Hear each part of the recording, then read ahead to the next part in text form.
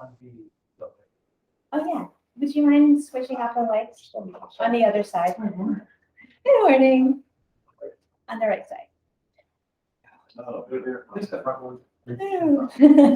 Well, good morning, everyone, and welcome to an aerodynamic aviation wing seminar. Today, we're going to be talking all about instrument flying and all the excitement of flying into a seaside airport.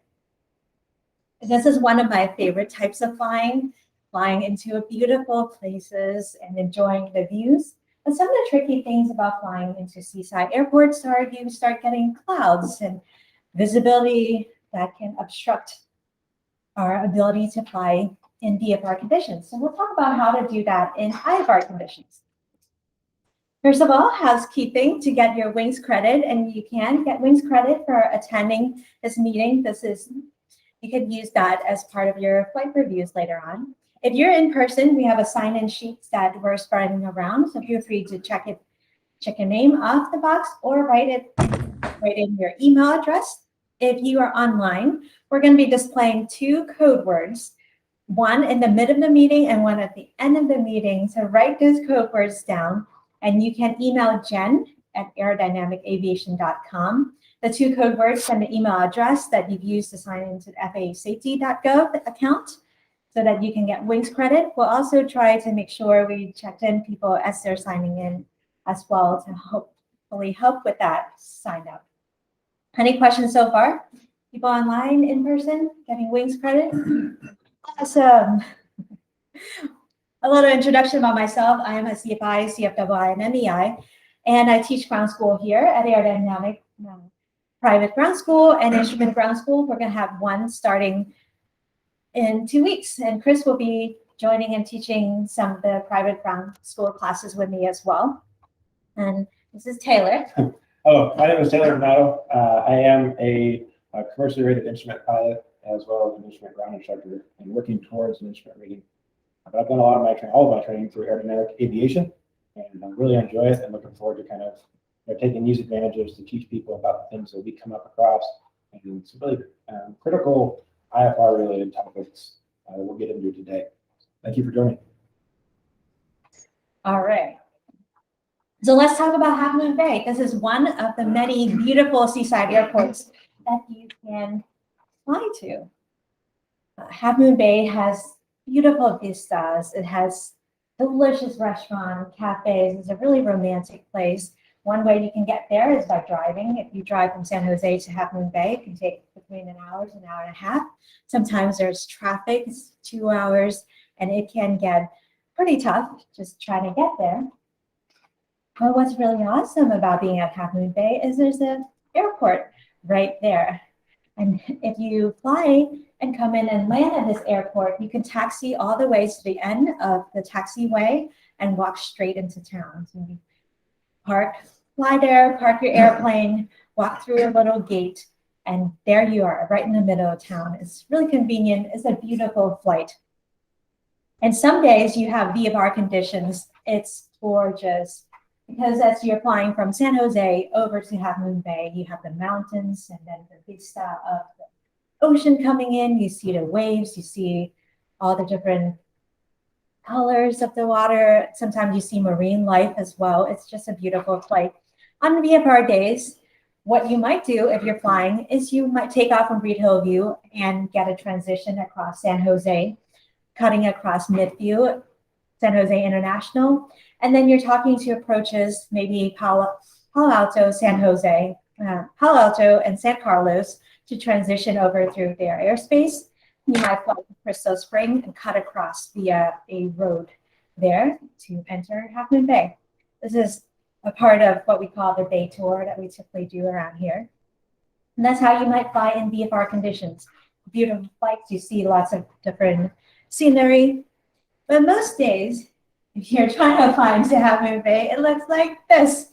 It's cloudy. It might be clear, high visibility at San Jose, but cloudy at Half Moon Bay. And so today we're going to talk about how to navigate this kind of airspace, this kind of visibility and weather. Thanks. So we'll take it over here. We're going to talk about aeronautical decision making and kind of some risk management factors that play into that. because I think that's really a critical portion to deciding whether to go in the first place or not, and looking kind of at multiple factors. We'll jump into some pre-flight planning, what we saw on a real-world flight, and kind of what the items and the critical things that we came up with related to weather, the route, and those sorts of things. We'll talk about some key elements of IFR flying in general that really do come up often and should be talked about when you're flying or maybe in flight, those sorts of things.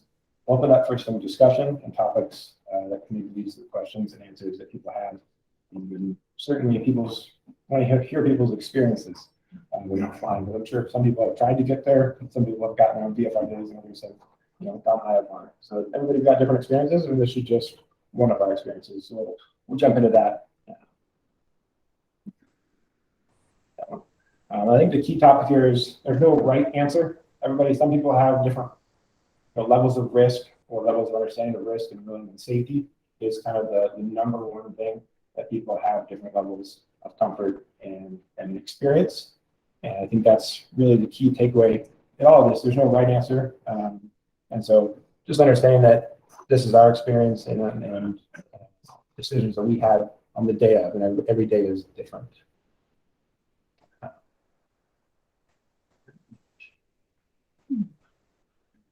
So getting into aeronautical decision making and risk management.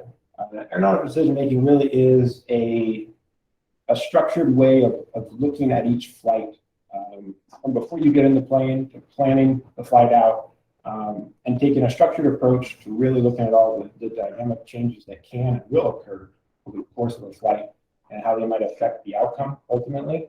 And so we take, the FAA has put out a lot of documentation. This is kind of increasing report about risk management, about decision making, and we hear a lot of acronyms and things, and showing how it can be used now in a real world experience. We look at people, not just the pilot, passengers, co-pilots, those sorts of things. The airplane, its performance, its capabilities, for limitations and those sorts of things. Fuel, the environment, we definitely get into weather. That's the biggest large component of today's discussion and risk going into Half Moon Bay, any seaside airport. And then pressures. People always want to get there. Sometimes you wake up and you're like, oh, Half Moon Bay is clear, let's go. And things change dramatically within minutes. And so looking at all those can affect your decision making and should really play a key factor in your flight planning. Not just with IFR, but VFR and really any flight. We'll dive deeper into that. All right, so when it comes to planning a flight, the way I like to think about it is it's a chess game, and you always want to stay at least 5-10 steps ahead of your opponents. Now, who is your opponent in a flight? It's the environment, it's the weather, it's ATC, it's the airplane itself, and always staying ahead of it. And one of the things that we can get stuck into is when we fly often, and when we think that we're doing a short flight, we might think it's easy. We've done this so many times. And we can start getting into a level of complacency where, yeah, I know that airport, it's a 30 minutes flight, it's no big deal. But then if you really think thoroughly about the whole scenario, there are many different risk factors. So what I hope to get out of today is for you to have questions in your mind. Have I thought about this? What happened if this happened? What are all the risk factors that I might consider? Not just like Taylor said, in an IFR condition, but in your normal VFR conditions when the weather is perfect. In fact, most accidents happen when the weather is beautiful, everyone's flying around, and that's how accidents can happen, because we can start getting into a level of complacency. And what I like to tell my students, anytime you feel comfortable, you feel like everything is great, yeah, you're about to get into danger. There should be an element in the back of your mind of, yeah, I need to be a little bit cautious, because aviation, although it has incredible freedom and adventures, there is an element of risk involved as well. So thinking about pre-flighting and planning. First, in terms of IFR planning, let's say you want to fly from Reid Hillview to Half Moon Bay. Even if you're trying to do a VFR or IFR, one of the really useful tools that you have is ForeFlight, and ForeFlights have routes. They shows the different routes that ATC has cleared recently So here you're looking at two most popular routes. The first one is from Reid Hillview to Woodside UR to a GPS fix called Jumda, and another one's from Woodside to a fix called Tails. If you're selecting a route, things you might think about is, well, how far is it? Is it the most direct route? Do I have enough fuel? But in this case, you can see that if you select the Woodside to Tail GPS fix, it'll put you somewhere in the ocean, a little bit longer. Versus if you choose the Woodside to Jumda, well, now you're staying in more inland. So one of the first questions you ask is, well, is it safer to stay inland or more in the water? And that's a decision that you start thinking about. So in this case, Question. Yeah. So if you go to the water, do we have to have a vessel life jacket. yeah? Yeah, by regulations, if you're a certain distance from the water, you do need life jackets. Yeah. And you might think, well, if you're over the water, you might not have a lot of landing options. If you're inland, maybe there are roads, farms, different coastline you can land on, but in the water, you have sharks and marine life. So the first decision that we made on this particular flight that we'll talk about later is to do from Woodside to Jumda, right? It takes you inland and it starts you on an approach. The next question is which approaches. When we're looking at IFR flight, we're looking at different procedures and how we get into the airport and how to land there. So there are two different types of approaches at Half Moon Bay. At other airports, there are lots more. At Half Moon Bay, you have the RNAV 12 and the RNAV 30. Again, here's the scenario. You can look at the RNAV 12.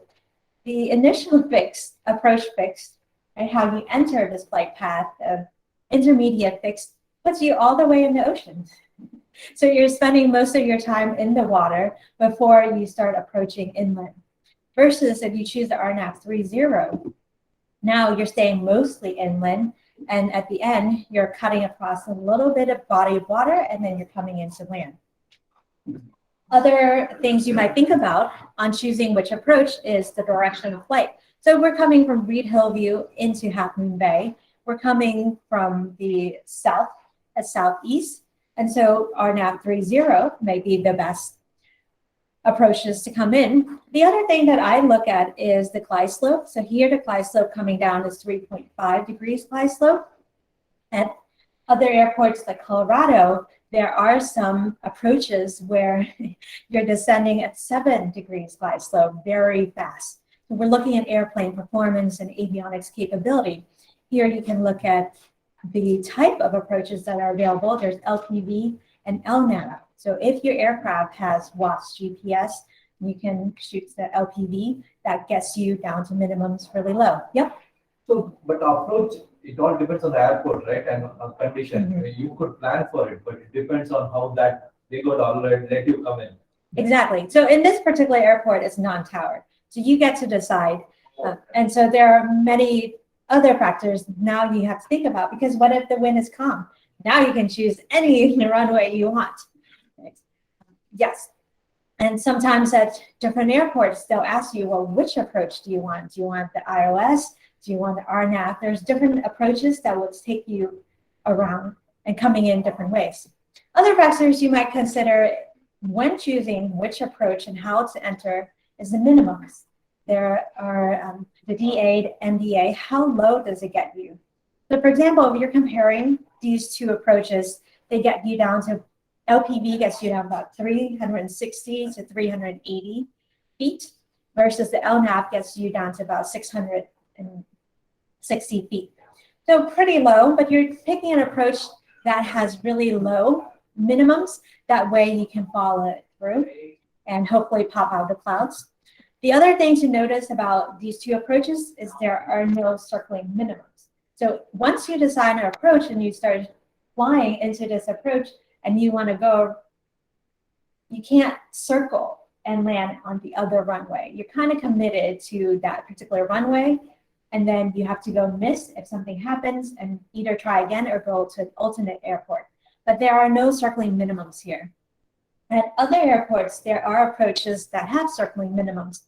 So you can decide to follow the approach RNAV 30, for example, and then circle to another runway, but not this particular one.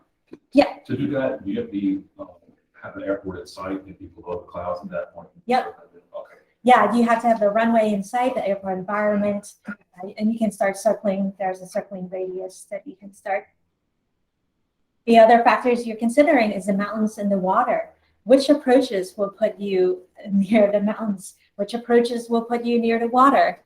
And you're also, like you said, looking at visibility, winds. Which way is the winds favoring? What are the ceiling?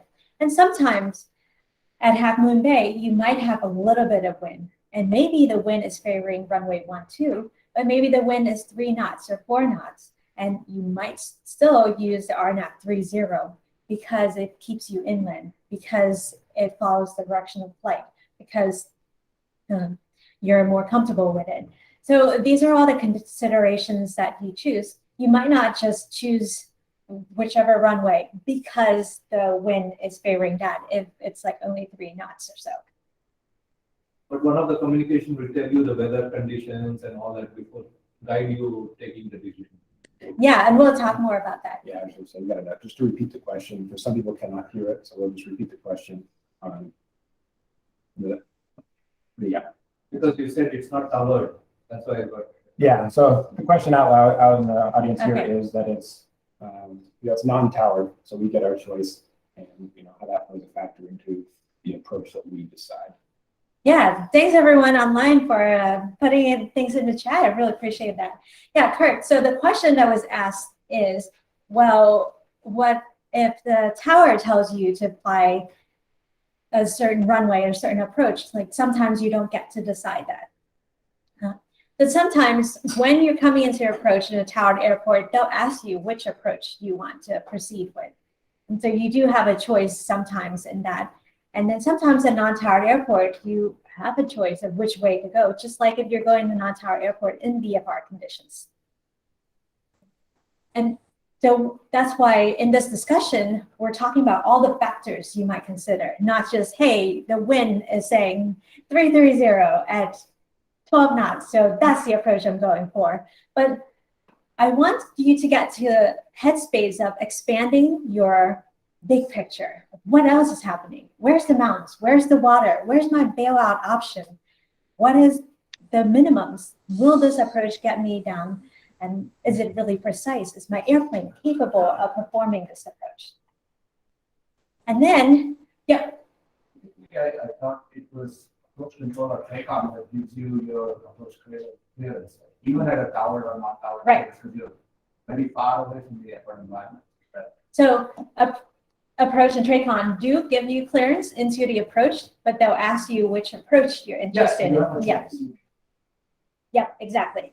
Yeah, so Salinas, for example, everyone could be taken off on runway 31, but they often allow people to do practice IFR approaches runway 13. And so you could be practicing traffic pattern there, and there could be an airplane coming straight at you. Yep. It's quite fun at Salinas.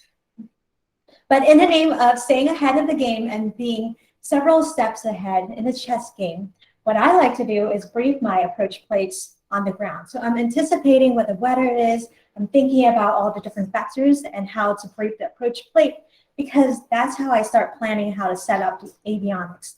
My students sometimes, when they're really new, they just hop into the airplane. They go, okay, I'm ready. But you could slow it, back it up a little bit and start thinking, how do we set this up? So let's say we want to brief an IFR approach plate. First thing I look at, and this is in order, is my plate current? You want to have the most updated current plate. You want to make sure that you're looking at the approach at Half Moon Bay, and here we're choosing the RNAV 30 because it keeps it inland. Then I'm double checking the WASP and the approach course and the runway length. I'm looking at the frequencies, and it tells me that this is a non-towered airport. It tells me the NorCal frequencies and the Unicon frequencies. I'm looking at the plan view and how we might enter the approach, the different fixes, the initial approach fix, the SAPIT, then JUMDA is the intermediate fix coming into final approach fix, and crossing over and coming into runway 30. So it looks like it's a pretty straight shot once you get to Jumda. Then this next step I look at is the profile view. So all the altitude that I need to be at. My rule of thumb is anytime there's a minimums, I add 50. So here it says Jumda 3,800 feet. I like to, in my head, say we're going to descend and stop at 3,850 feet. I give myself a 50 feet tolerance, also great for your check ride as well. The next one is the LPV and LNAV minimum. So I'm looking at, well, how low can I get if I follow this approach path? 381. That's pretty good. It's pretty low. If you're coming into RNAV's 31 right Zulu at Reid Hillview, is 533. If you're coming into VOR Alpha into Watsonville, it's like 1,300. So you want to choose the approach that gets you down. Then I look at number 8 is the airport itself. It looks like there's only 2 runways, so I'm not worried about intersecting runway and other traffic hitting us. I'm also looking at a taxi diagram and the airport gradient, so it's 0.7% up. So if I'm coming in on runway 30, there's a slight gradient up that's going to help me slow down and stop. Then I'm looking at the miss approach fix here, number 9. It says that if you go miss, you climb, and then you hold as seams. I climb 4,000 direct to Lucky and on track, and then go to seams and hold there. So now that I've briefed the approach plate, and if you're going to fly with someone else, right, a co-pilot, and we'll talk more about that, your decision might change depending on who you're flying with. If you're flying with an instrument-rated pilot versus a VFR pilot, maybe you divide your workload differently. 2 CFIs are usually the most dangerous situation because they both know too much. And you have to make the decision of who's going to be PIC. You have 2 pilots with equal experience. You really got to have that conversation of who's PIC and who's in control. Usually, if you're flying with a less experienced person, then it's clear who's going to be PIC in that decision. So have that conversation. But I like to sit down before the flight and brief the approach plate, talk about how we're going to proceed, and then plan out the avionics. So this avionics setup is what I've learned from Dick Chang. He's another CFII here, and he taught me. So COM 1, we like to set up with ATC, tower, CTAP.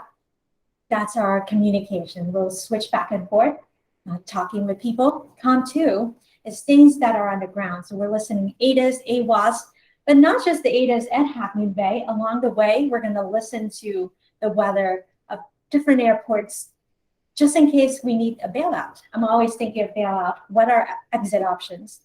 So maybe you put in San Jose, Reid Hillview's ADAS.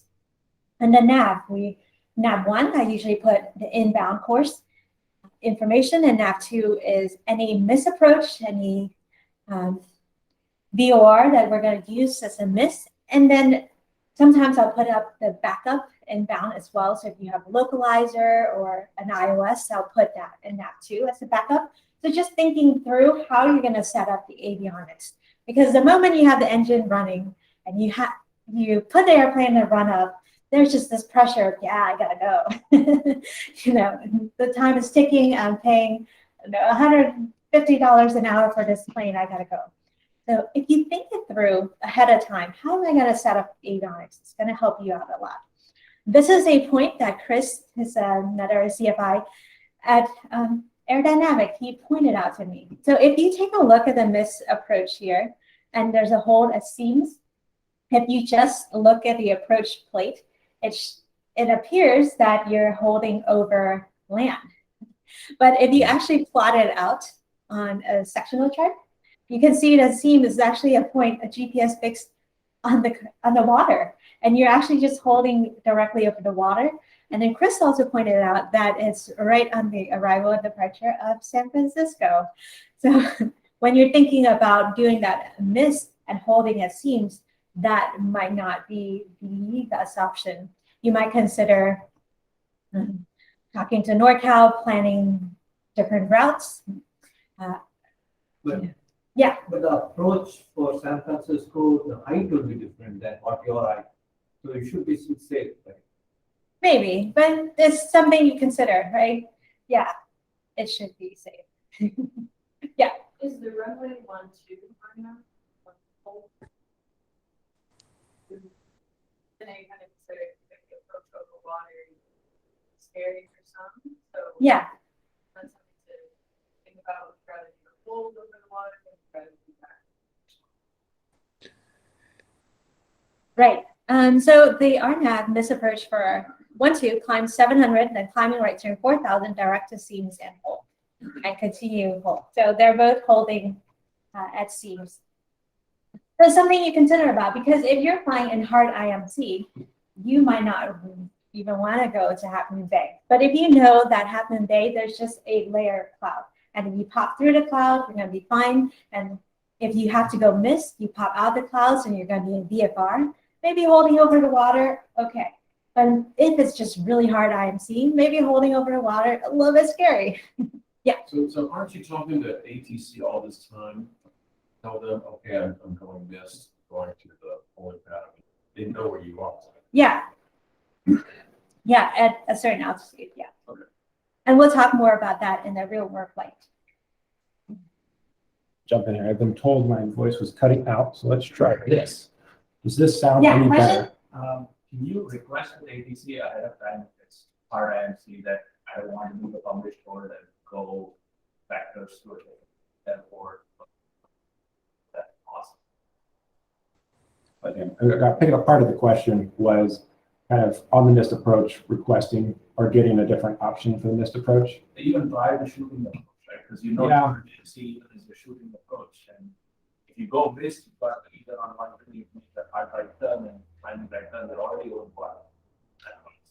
You don't want to do that. Yeah, awesome. So the question is about asking about the NIST approach procedure prior to actually executing the approach. Oftentimes, no, you will not get ultimate different options initially, but in this busy airspace, many times holding on the published NIST, you will get vectors instead to hold, or maybe not even holds are kind of not irrelevant, but they're going away because they're about the smooth and just kind of smoothing out the airspace, and holding sometimes can be a difficult thing. But the other factors there is, do I want to hold and try another approach, or do I want to just already have that ultimate in mind that I'm not even going to hold? Let's just say intentions. That's usually ATC is going to leave it up to the pilot to say intentions, right? And you might say, oh, I do want to hold, but that maybe just to give me time to go try a different airport, or set up for the alternate, not necessarily let's try that again. And it may not get better in the next 5 minutes, that sort of thing.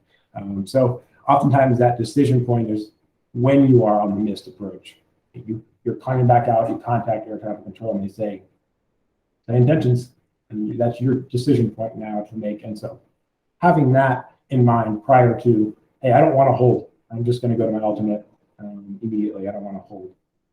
Knowing that kind of, and part of what Tao talked about was the setup of avionics, kind of having your standby avionics for your NIST approach, or just the next element in your plan that you'd like to execute, so you're ready to go and not fumbling with it as you are coming back out in those tough conditions.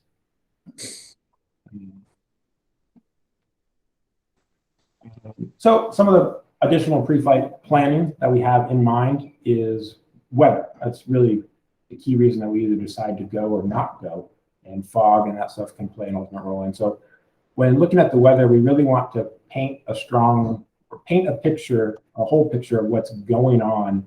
And as you'll see, this kind of talk through slides here will show different elements, and things start to look great from the beginning, and maybe kind of play a different factor as you continue to look at the whole picture of weather and what's going on.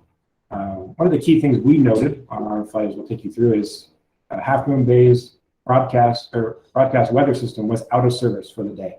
That was out for 50 days. And so we were in the midst of that. And so that was, right off the bat. And NOTAMs, the airport that we are trying to go to and could be socked in, we don't know. We have to use other elements around us to make that decision. Having an unpublished or having an unusable weather, unserviceable, may not be a big thing if you can paint a picture pretty well with other weather products. And certainly the ceiling visibility, kind of IFR below 1,000 feet, it's something to definitely take note of, and it's active during our time, right through or near our route. So when looking at, everyone takes a look at METARs, what's going on now, things look pretty good. Everything's VFR, clear day, scattered few clouds, even at San Francisco, and every airport is VFR up the peninsula. We get, definitely there's some IFR conditions and low IFR down near the Watsonville and San Martin and Monterey area, but that's not our direction of flight. So we're like, hey, it's VFR, let's go. That sort of thing. But as you take a step further, and TAFs are another thing, what's going to happen along my route? And I think ForeFlight does a wonderful job of telling you when you're going to pass through, making it visually clear when you're going to be expected to pass through these time frames and the airports surrounding. But these are large regions. They have Salinas in here. I think it starts to play a picture here. Salinas is pretty good IFR for our time of route, but again, not along our way. Some marginal, in fact, marginal weather playing a factor in the San Francisco Bay Area, but largely VFR and scattered, going to be clear most of the day. IRUPs are usually some of the best sources of information about. We're always asking ourselves, we're looking at a lot of weather products and going, should I go? Is it marginal? It's VFR? But people with the bigger airplanes, more capable, are flying through it. And so I think PIRUPs are a great source of information of what's really going on, what's experiencing. And oftentimes you'll see them for larger aircraft or in that area. In this case, these PIRUPs were down the Monterey area, which is an airport that is a seaside airport. And a lot of the PIRUPs here point to bases at 500 feet.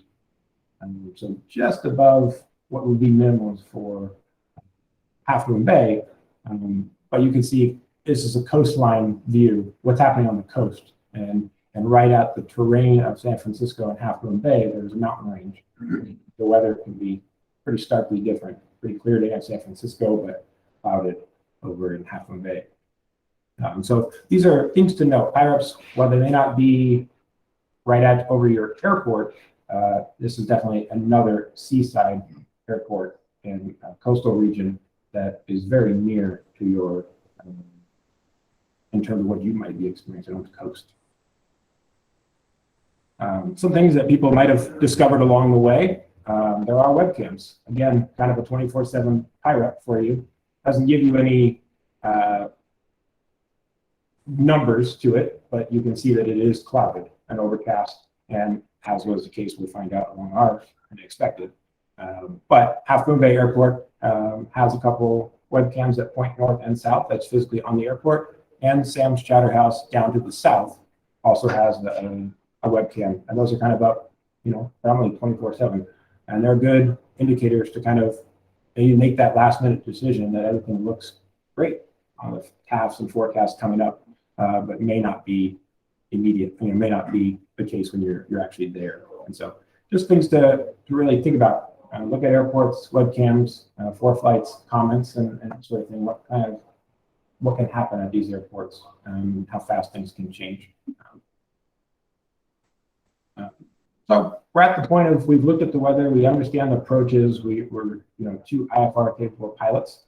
It's decision time, right? Do we go? Do we no go? What are our options? Question? More a comment. I use a lot of the cloud tops that's in the components of plus plans or ForeFlight. It's not a remote based plan. I've seen it being very accurate. Yeah. You actually move a slider up and down and tell you the cloud base. Yeah,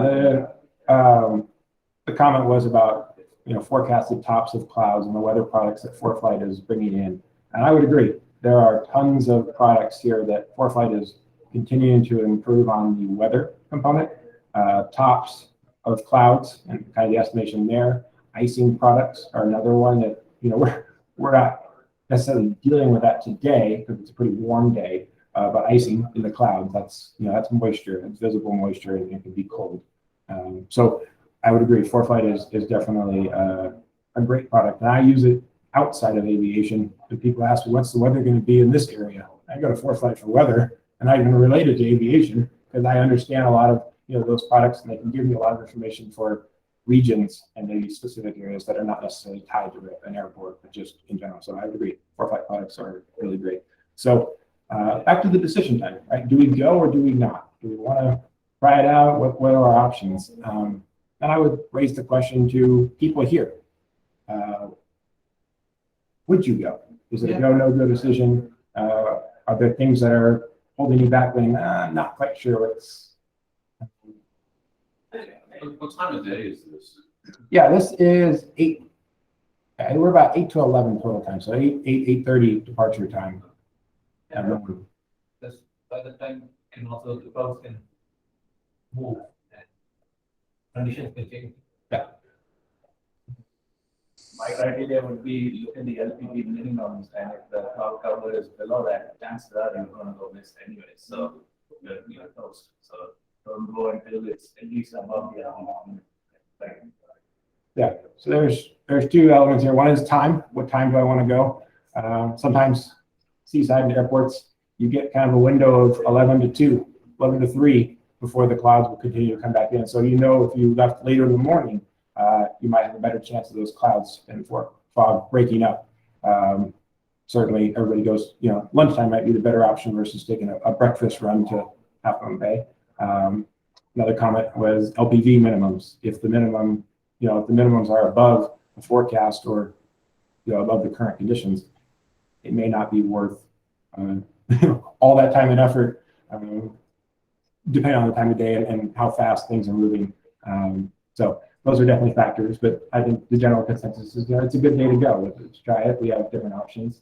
It's a short flight for us from Reid Hillview over there. And we have plenty of fuel and time to make our ultimate decision really is to, if it doesn't work out, same intentions is to come back to Reid Hillview, and we'll try a different day or a different time. There's no pressure on the flight to make it happen if we have to land. This was, hey, we're 2 IFR-rated pilots. This is a good, not training flight. This is a good real world flight where you're not in IMC all the time and really putting your efforts kind of to work as far as IFR flying. Okay. All right. I'll sit here. So just some quick notes for people who haven't done IFR before. To follow an IFR flight plan, one of the best way you can do it is using ForeFlight. You can plan the route, and then directly inside it, you can just file for the plan. And then if you're taking off from Reid Hillview to Half Moon Bay, this is getting an IFR clearance from a towered airport. Well, the easiest way you can do that is to talk to clearance delivery or to ground. And you may say something like Reid Hillview ground, Skyhawk 54102 at Aerodynamic, picking up IFR clearance into Half Moon Bay with information echo. That might be what you called up. Then your ground controller might give you instruction to go to run up, and then they're going to give you your clearance. Your clearance may sound something like your 54102 clearing to Half Moon Bay Airport on departure, turn left heading 2900. That's the standard at Reid Hillview, it seems. Radar vectors for San Jose VOR, Woodside VOR, direct, climb and maintain 3,000, expect 5,000, 5 minutes, departure frequency 121.3, swap 4553. And they're going to do this pretty quickly. So if you are familiar with the procedures around, you kind of have an idea of what they might say. And what I like to teach my students is having shorthand write. The ability to write shorthands so that you can copy all of that very quickly and be able to repeat it very quickly and accurately. And what's interesting to note is if you're taking off from Reid Hillview in general, all IFR departures are from 31 left or 31 right, so even if there is a tailwind. So sometimes if you're just flying a traffic pattern, and they might switch the runway, everyone is taking off on 1-3. But if you're departing IFR, you're taking off on 3-1, and you might have a slight tailwind. So that's something to consider as well. Am I going to be able to take off with this amount of tailwind? If it's 15 knots, I don't know, maybe you start asking yourself questions. But if it's 3 knots, then you'll probably be fine departing with 3 knots tailwind. So those are things you might consider about. This is how the departure looked like. We took off from Reid Hillview. We're crossing over San Jose International, and it's beautiful. It's VFR. You can see the bay areas. You can see lots of cool building. As we're getting closer to the coast, we're transitioning from VMC, which is visual conditions, to IMC, instrument conditions. This is where all your attention, your focus has got to be on staying ahead of the airplane, staying ahead of the chess game, right? The chess game of life. Because sometimes you don't get a second chance. But one of the best ways to stay ahead is to constantly be scanning your instruments.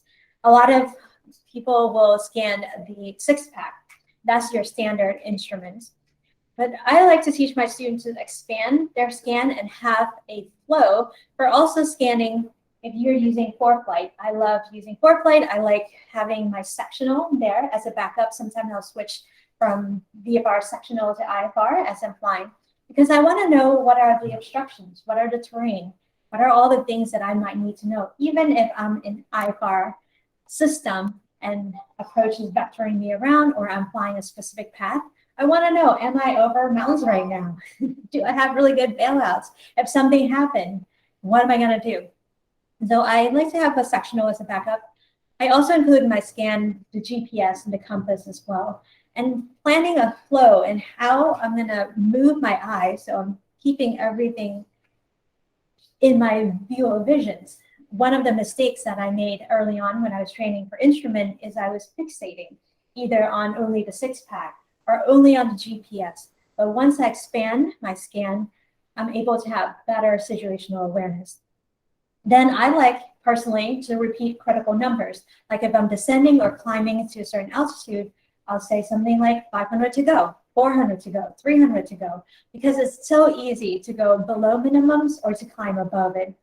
And then as I'm getting closer to the clouds, to IMC, I'm saying in my head, heading, altitude, heading, altitude. Those are the primary things.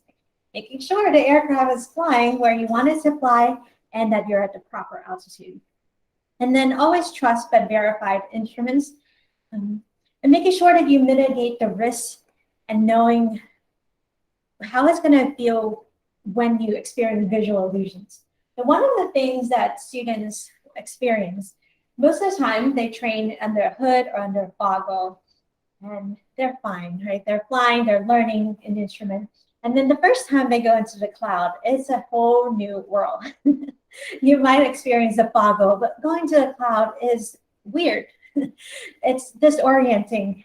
Anytime I take a student to actual IMC, suddenly all the headings start changing, or altitude change, because everywhere around you, it's white. Especially if you're in a cloud, it can get pretty turbulence in there too. There was one time I was flying through a cloud and our altitude was shifting 100 feet. We're just bouncing all over the place. So preparing yourself for, hey, I'm about to go into the cloud. It might get turbulence. It might be a little bit hard to control. I'm going to have to pay a lot of attention and really focus on heading and altitude and maintain my track. And being aware of the visual illusions that you can get, especially being cautious of unusual attitudes, right? Always checking. And then reduce fast head movements, because we talk about this in aeromedical factors. You have your vestibular system where your ear have all these fluid, and if you move your head really quickly, it might make your body feels like the aircraft is turning when it's actually not turning. So slow everything down, reduce distraction, reduce the conversation the moment that you know you're about to enter the clouds. And like I said, staying ahead of the game. I have a lot of students who, when I train them in IFR, or even in VFR conditions, as they're coming into an airport, they're just like, yeah, I need to do this and this and this. And they do it in just random order as they think of it in their mind. Like, yep, I should get the ATIS now, I think. I'm getting close. I should be talking to someone. I'm getting close. But what I teach them is to have a checklist of flow and very procedural. Because if you have a procedure that you do exactly the same every single time, when something goes wrong, you can instantly detect it and in your mind, and very quickly. But if you're doing things randomly, anytime you want, anytime you feel like it, then it's going to be harder and it's going to take you a longer amount of time to figure out, hey, something just went wrong. So staying ahead of the game, expect traffic advisory, radar vectors, use an IFR procedure checklist. So this is something I learned from Dick Cheng. He taught me the 6 A's, and I know other people use 5 A's. So 8 is checking the weather. Can I actually fly there? Altimeter, setting it because your minimums is your savior and when it comes to flying in hard IFC. Align is runway, choosing which runway, which approach. And usually I like to do this on the ground. Avionics, I'm thinking about how I'm going to set the approach, all the radio frequencies on the ground. And then I do the approach briefing on the ground and also in the air. Miles away, at least 20, 30 miles before I even reach my destination airport, because I want to plan and think things through, looking at time, if there's any at the final approach fix, minimums, missed procedures, and then activate them when I'm getting vectored. When I see the glide slope or the localizer moving, I would announce localizer, glide slope alive, do my GUMPS checklist or before landing checklist. And then when I see the runway in sight, I announce runway in sight descending below minimums and continue in the approach. And then there are other things that you might have as well, like the 5 T's, turn, time, twist, throttle, talk, usually for holds and go around, cram, climb, clean, click, call, and go around. So I have a checklist for everything that I do just to make sure I cover it. But on a IFR flight, you expect traffic advisory, radar vectors, prepare for your departure and arrival early, make your approach request early to set up.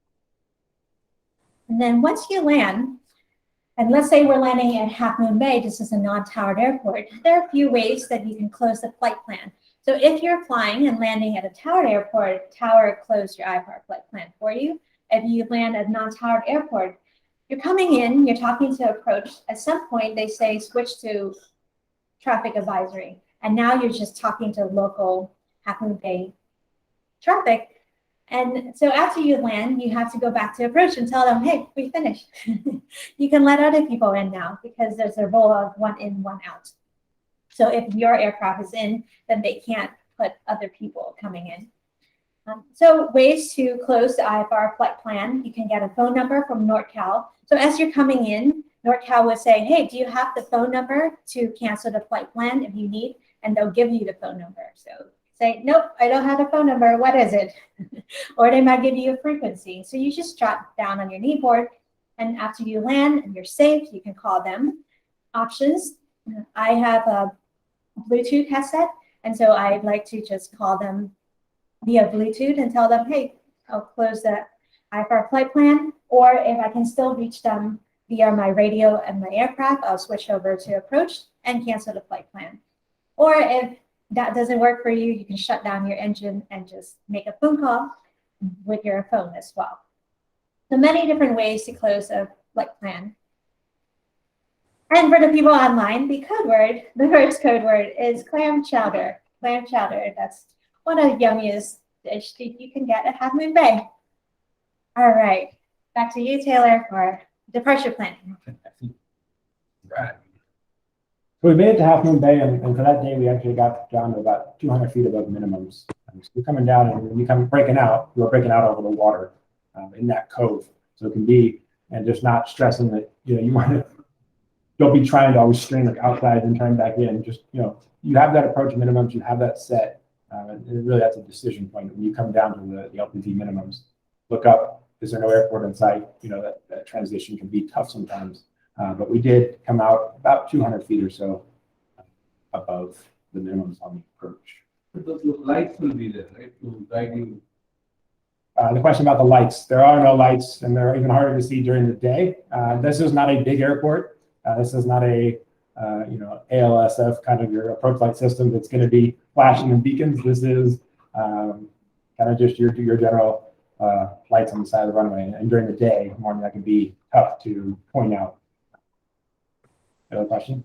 Landing configuration, right? You set the aircraft in full landing configuration before airport inside or after? After, for me. Yeah, I think for the full landing, we're in depends on, I'm not going to say we do for our plane, like Cessnas, right? They're very slow moving aircraft. We have time to transition and slow down pretty quickly. But as you start to get faster aircraft and down to these ILS kind of minimums, 200 feet, you have just a few seconds before it's touchdown. So you don't want to be changing that configuration. You certainly don't want to be changing that configuration oftentimes in the clouds with single engine and kind of smaller.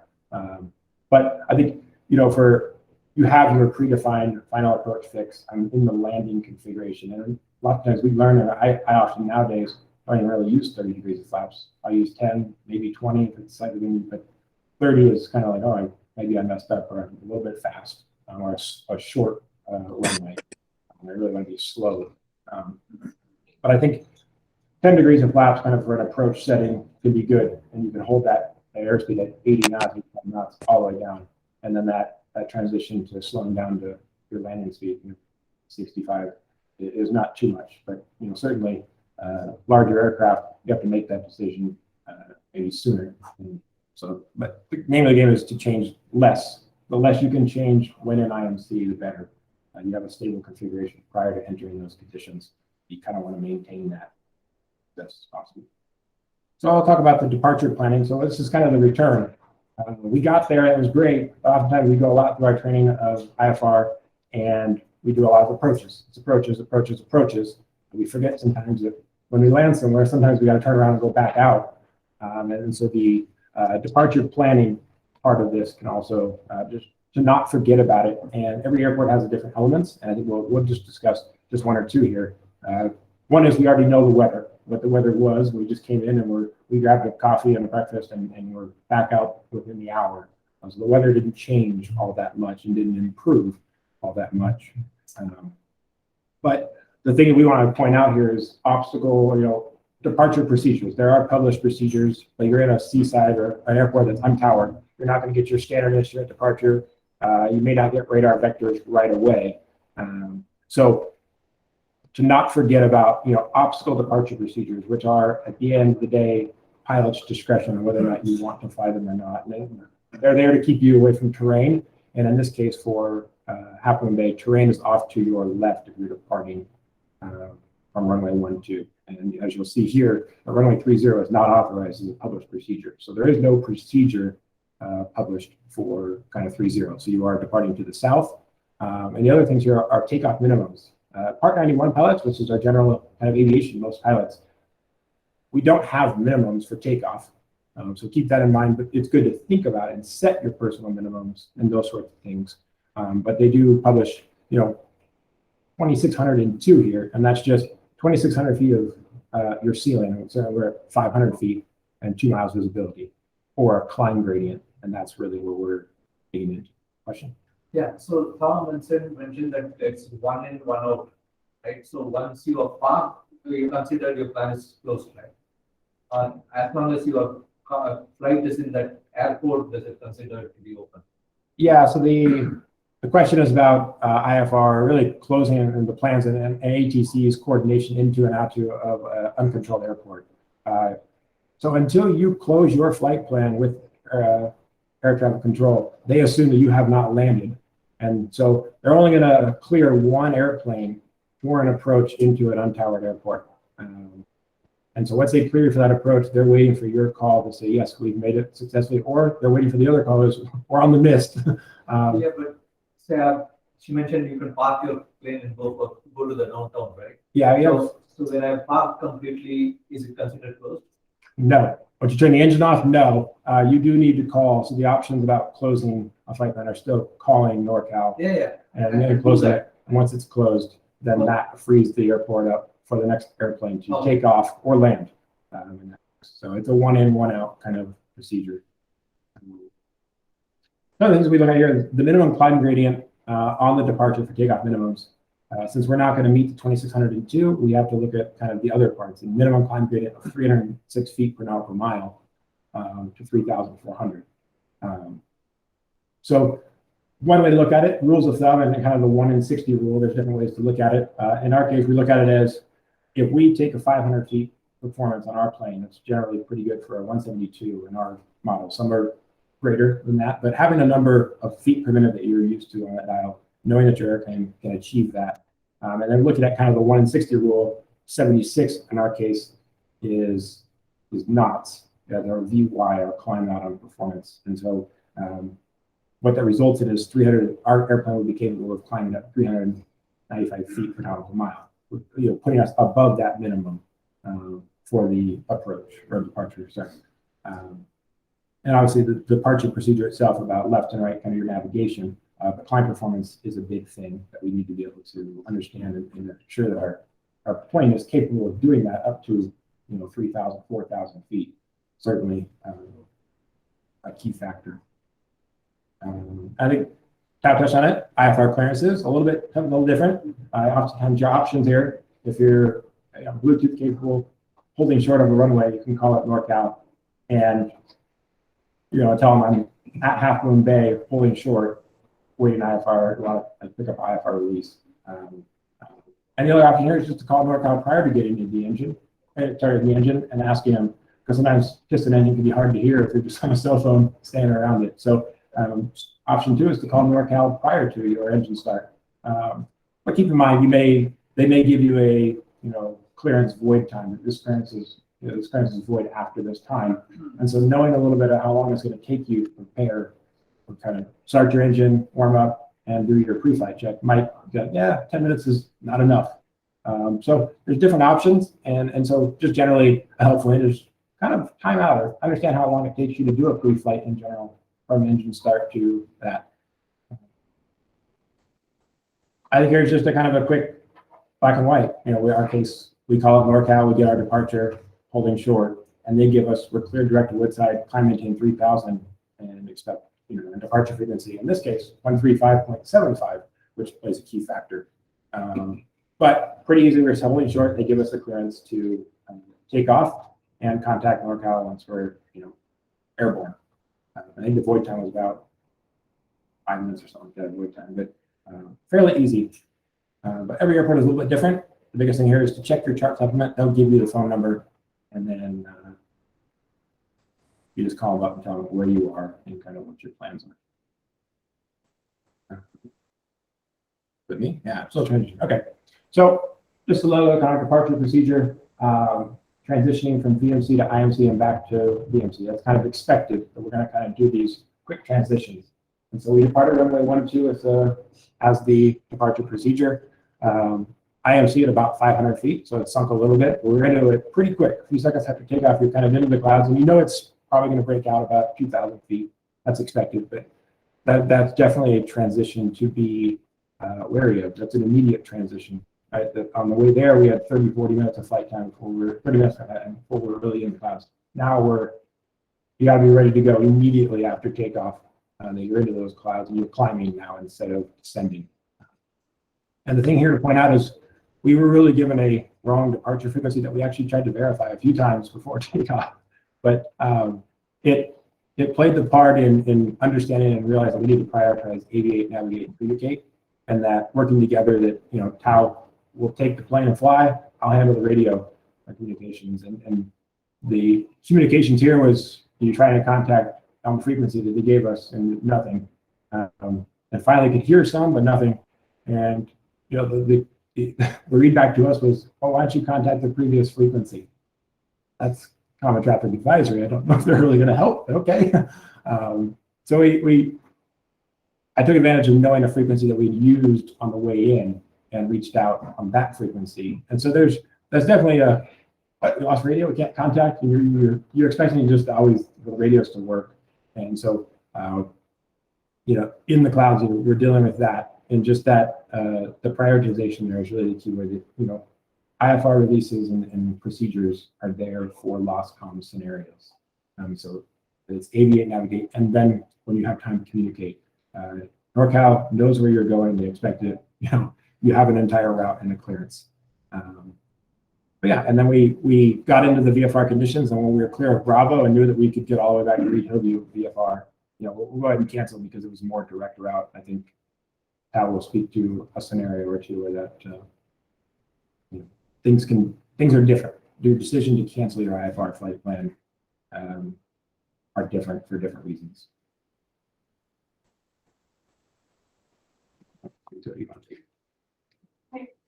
No. One thing I like to note, especially about human factors, is anytime that you are flying from VMC into IMC again, especially on takeoff, the visual is wild. Suddenly, everything goes white. And so when that happens, a lot of time the heading and the altitude gets a little wonky. So just be careful with that. If you haven't flown from VMC into IMC before or recently, I would definitely take someone with you. For me, for my personal minimums, I would never go into actual IMC unless I have another instrument-rated pilot with me, because I know that that human factors, that visual illusion, is really overwhelming sometimes. So definitely something to think about. The other thing, so Taylor was talking about how after we took off from Half Moon Bay and we pop out the cloud, we flew over.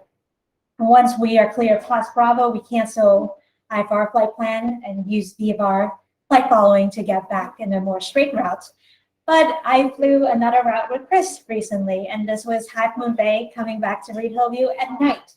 You know how at night the visuals is completely different. You don't see many things. So instead of canceling our IFR flight plan, we actually stay on it. And what happens when we stay on it is after we pass Woodside, approach kept on vectoring us down south and down to Gill Road, down to like E16 area and coming back so we can shoot the instrument approach back into Reid Hillview. So that's a much longer route, and you really have to think about your fuel reserve, making sure you have enough fuel to get back. But that path is a little bit safer for us, for Chris and I, when we're flying at night, when there are patches of clouds and we're not quite sure if it's going to be completely VFR. So we stay in IFR flight plan, we let approach just vector us around. And this is one of those times where I was really happy that I had the sectional available, because I could see, wow, they're vectoring us over the mountains. So just stay calm. And and we flew down south, and then we could shoot an instrument approach back into Reid Hillview, and that kept us safe. So these are things you think about, not just coming and landing in the airport, but getting back. And how would your decision changes if it's daytime versus nighttime? If you're with an instrument-rated pilot versus someone who doesn't know much about instrument. And you also want to prepare for partial panel, last com, and Taylor was talking about that. Yeah, I'll touch briefly on this, but I don't think it's a discussion that can happen and take hours and days and months, certainly in your transition. But as you're talking about IFR training and flying, partial panel, lost comms, and emergencies are big things. Partial panel, we fly VFR, you're not really worried about the instrument. So that one's not working, that one's not accurate, that's okay.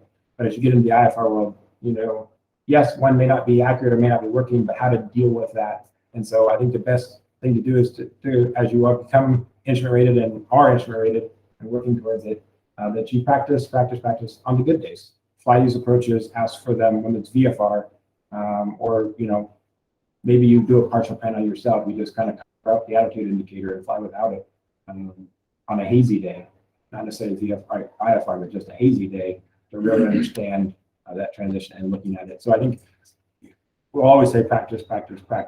And ATC is your friend. Don't hesitate to ask them for help. They're not there to scold you or anything. They're really there to help you when you need it. So it's about speaking up. I alluded to this earlier. We didn't have a lost comm scenario, but the idea of lost comms, IFR clearances are designed to work with that scenario and to not let you let that distract you from your primary point, which is to fly the plane and keep the airplane under control.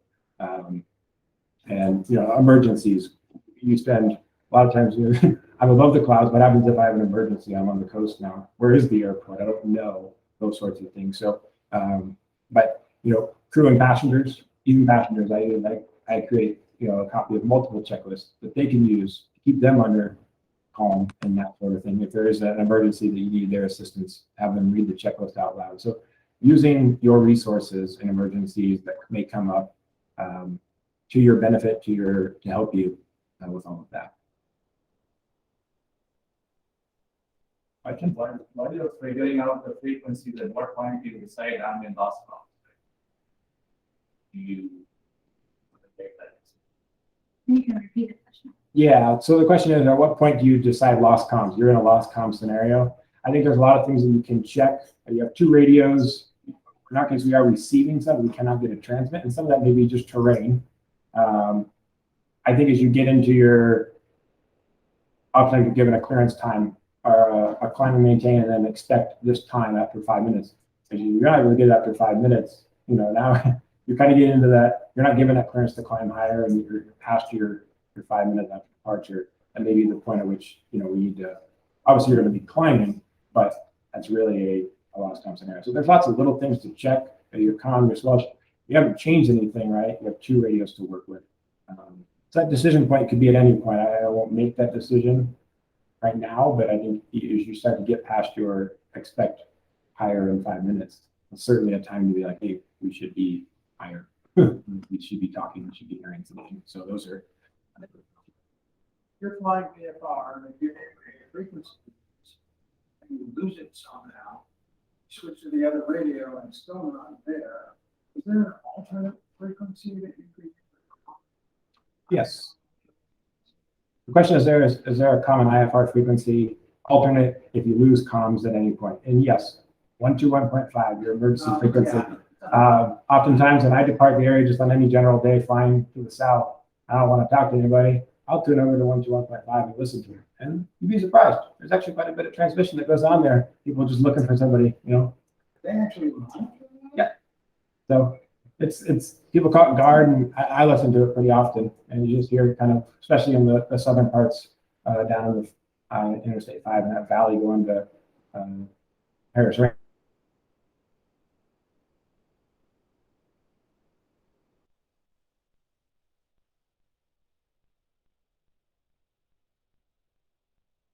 Right away and it starts getting wonky. Why? At what point would you just put on autopilot that's available? Just let autopilot let you climb, safely rather than people joining up. Is When that it's legal? You can do that. When it's installed, we don't have autopilot on this plane, but those are tools and resources. So autopilot is a question. When do you use it? I would say use it as much as you can. And certainly, if you look at approach plates and departure, especially approach plates, there will be some autopilot decoupling those notes and things about when you cannot do it. But that's another tool in your bag, as much as ATC is, right? It's your co-pilot. Hey, can you just keep my wings level for me? That sort of thing. So autopilot, I would say take advantage of it as much as you can. But I wouldn't say use it just to fly an approach for you. Definitely use it as a resource and not necessarily reliance upon. It's there to assist. Yeah, I know Workload. when you do your check ride, you're going to disable that voice. Yeah. So, Yeah, so during my training, I was training in autopilot G1000 plane, and the rule of thumb that we go by is we hand fly up to 1,000 feet. Because if you don't set your autopilot correctly, and there was one time that happened, the airplane kept on pitching up and we almost stalled until we disabled it. So, nope, you're not taking over this. But every airplane have different recommendations like that. And so if you are in an aircraft that has autopilot, whoever you're training with, you want to talk about, at what level do we just hand fly and not trust the autopilot? And for us in our training, up to 1,000 feet, we hand fly because we don't trust that a system can do it really well. But if we're doing a really long cruise, or what's really amazing about autopilot sometimes is it'll do the hole for you. That's confuses everyone how to enter and exit the hole, but autopilot can do it beautifully. Or during cruise, that allows you to go hands off and brief the approach plates and do other things without constantly monitoring. Great question. So the question was, in case people online miss, is when do you use that autopilot? And Ron has a really great point online. Keep a handheld radio nearby. If you have a Bluetooth headset, that's also your bail options as well, depending on what altitude you're flying at. And then you monitor the questions. All right, so just to wrap it up, like the point of this presentation is to get you to think about all the risk factors. So let's go through people again. As pilot, for me, everyone have different personal minimums. For me, I would never fly into a known actual IMC unless I know that I'm really proficient and really current. What that means is in the last 2 weeks, I want to be flying instrument and practicing that before I even attempt going into actual IMC. Maybe yours is different. I'm making sure that I'm really current. I would fly with safety pilot practice approaches in VFR conditions at least 2 weeks before I attempt going hard IMC. Passengers, knowing what their experiences are and briefing them. Hey, in this plane, we're about to go into the cloud, and here's what it feels like to be in the clouds. Because if you're with your wife or your children, your husband, and they've never experienced entering a cloud, it can feel quite overwhelming. To brief them on that, co-pilots, if you have a VFR pilots versus an IFR-rated pilots, you can divvy up the workload. So the way that I was trained, crew procedures, if you have two really well knowledgeable pilot, is one person flying, and the other person is running the checklist, is monitoring the system and talking on the radio and inputting the GPS, while the other person is just focusing on controlling the airplane. And you're using both as backup system. Human factors, constantly be thinking about unsafe. So a lot of time when we train, we talk about you as a pilot checking that you're safe. But I always tell my student, you have to run the I'm safe checklist on everyone on board, not just you. The person next to you, that person has got to be conscious, right? Not drunk or tired or eating, because that can turn into emergency real quick. If someone is passing out, or dehydrated, super hungry, wasted, or feeling really sick, that's an emergency landing. And so you always want to be checking I'm safe, not just you, but everyone on board. Being aware of visual illusions going from VMC into IMC. The airplane, always be looking at the performance limitations we talk about. Some approach plates gets you down really quickly. It's a very steep fly slope. You gotta make sure your aircraft can do that. Or it's a very steep climb rate. So you have to make sure your aircraft is capable of climbing that fast. That it has IFR capability, doesn't have GPS, WAS, VOM. Making sure you know the programming and planning it ahead of time, making sure you always have a lot of fuel. I like, if I know I'm going to go into hard IMC, full fuel all the time, and making sure I have a lot of fuel to go to another airport. Knowing your airport environment, the traffic pattern, all the noise abatement, understanding the visibility, ceiling, winds, and the minimums we talk about, and external pressures. The two key things when it comes to external pressures, I always talk about is mission and deadline. This is what people fixate on. There are many cases where rescue missions, people are going to rescue someone from the mountains and they end up crashing themselves, right? Because there's this heroic, like, I needed to complete this mission. Or the mission could be, I need to get back because my aircraft is due and someone has the booking next and people are gonna be mad at me. Or the mission could be, I have to go here for an event. And there's the deadline. Like, I have to be here at a certain time. Just be really cautious of that. And know in aviation that you need a buffer, you need flexibility. Always think about diversions, alternate airports, and alternate travel plans.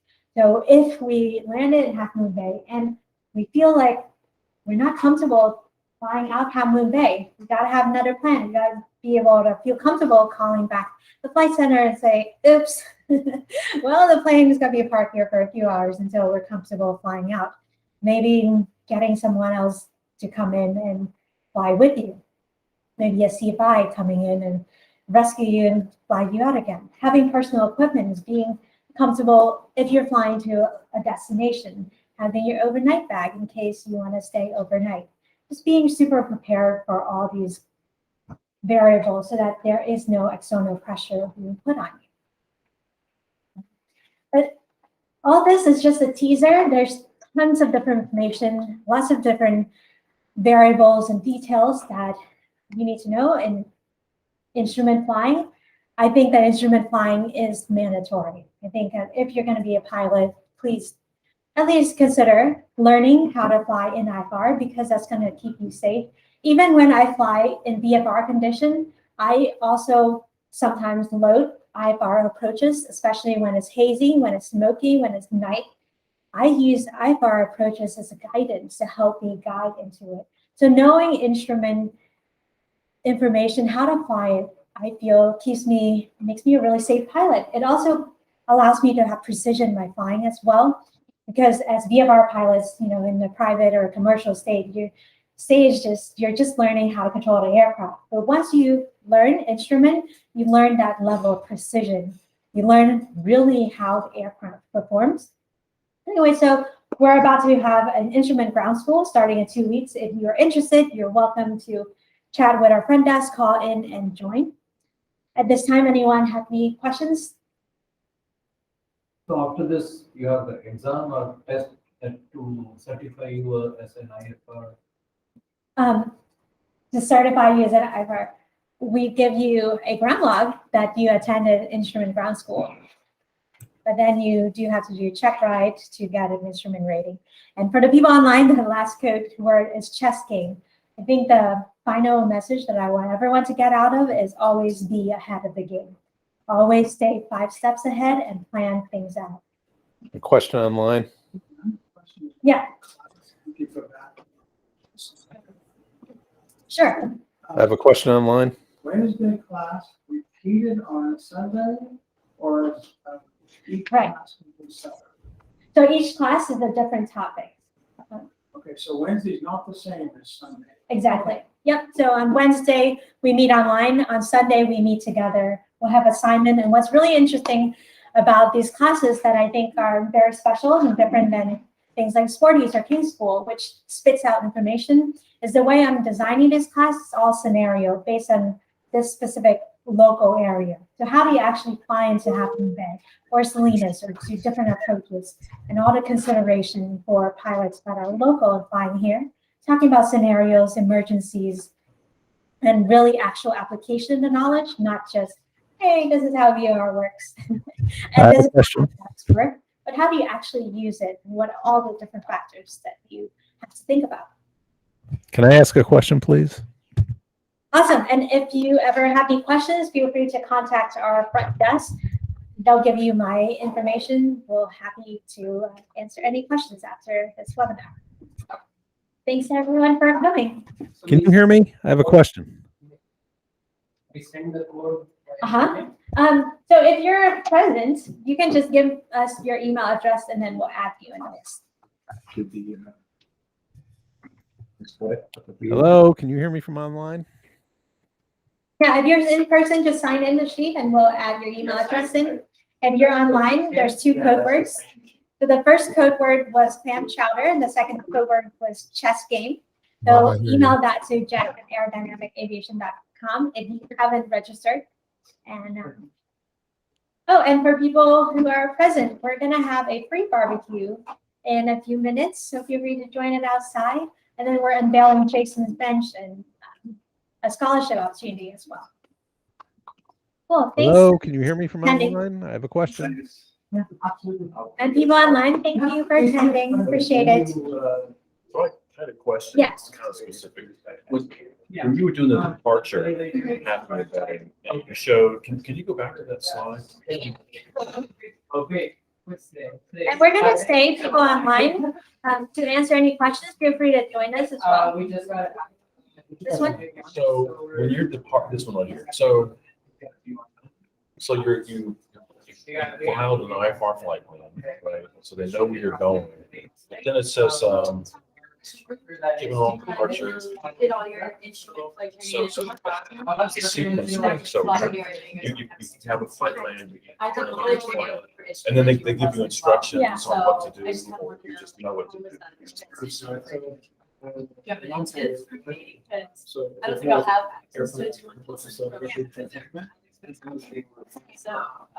kind of how did you go around that? It's just a few flights, it's all you need with someone who knows the city, and it's quite effortless. Okay, we have the phone number. This one, We and call then it you, like the, hey, we are. Or that it's all old school system. 98485 has the fancy AVRs there. They should have a new file. Okay, so Bob, it looks like your question is why the departure The recommendation is. off of 30. So Bob, Hello, can you hear me? Oh, yeah. for your questions, why the runway 30 not available? Not One- authorized. Why is that? It's part of the published, where it's not available. I think the other reason is it's also terrain as well. I think if you were departing runway 30, it might put you too close to terrain. But if you're departing 12, it shoots you straight into the water. So I think that it's a little bit safer, and that's why the FAA does that. But I'm not completely sure on that answer. Does that help, Bob? Negative, but thank you. Thanks, Alex. I really appreciate your comments. And Dave, thank you for joining us. Are there any other questions for people online? Feel free to put in the chat box if you're still with us. Otherwise, have a great day, everyone. Well, this time they had a IFR. So I literally. Thank you, Ron. Thanks for joining us. Really appreciate it. All right. Well, we're going to end the meeting. Thanks, everyone, for Is there joining anyone who has online. not signed this? Yeah, Bob. So if the wind is, if the wind favors 30, then you just don't take off. And it's the same thing with Reid Hillview too. So Reid Hillview only allows departure on runway 31 for IFR and not 13. So if the wind is too strong, you just don't take off. Does that help, Bob?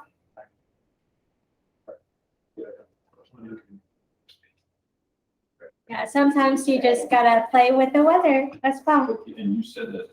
All right. Thanks, Bob. Have a great day. Thanks, Ron. Love to see your face. It's awesome. Have a great day, Ron. You too. Keep smiling. Bye-bye. So it's probably like lunch. Yeah, I shot that. Very fun.